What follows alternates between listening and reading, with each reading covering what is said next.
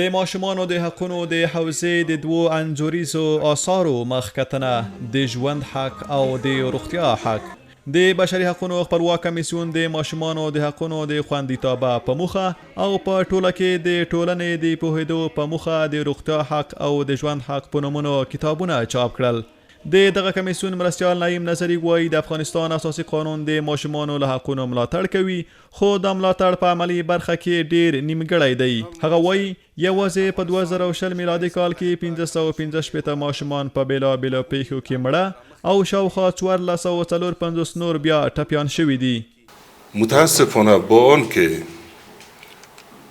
ما تعهدات گسترده نسبت به حق طفل در افغانستان داریم، وقتی در جریان عمل میبینیم وضعیت حق طفل افغان وضعیت بسیار بسامان و قابل قبول نیست. تنها در سال 2020 میلادی 565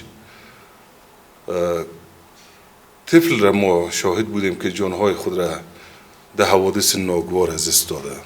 در حوادثی که مجموع شهروندان امنیت مجموع شهروندان مختل ساخته، اما قربانی از طفل بیگناهی سرزمین هم گرفته و به می شکل 1454 تن از کودکان متاسفانه در سال 2020 میلادی زخمی شدند.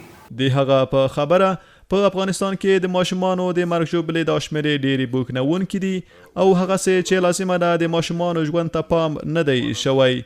د ماشومانو د ژوند حق کتاب لیکوال حمیرا قادری وایي ما امیدوارم با قصه هایی که در افغانستان رنگ رو میگیره، با قصه نویسی حداقل در جایی که رشته ایم است، با ایجاد هنر و یا بردن هنر در سطح کودکان و برای کودکان و خلق کردن کشیدن دنیای سیاه یا سفید در افغانستان یا افراط است یا تفرید است دیگه، و با رنگی کردن این دنیا رنگ های دیگر را وارد کردن ما بتوانیم از این همه نابسامانی های اجتماعی و دوست نداشتن دیگری پرهیز کنیم. د افغانستان د معلوماتو مرکز رئیس عبدالوحید وفوایی په داسې شرایطو کې چې ماشومان د جګړې قرباني کیږي او هر ورځ د ژوند حق ترې اخیستل کیږي، د داسې کتابونو چمتو کول او خپرول ډیر مهم دي. چنین کتابایی که میتونه طفل ما را آگاهی بده برای حقوق اساسیشان بسیار مهم و ارزنده خواهد بود.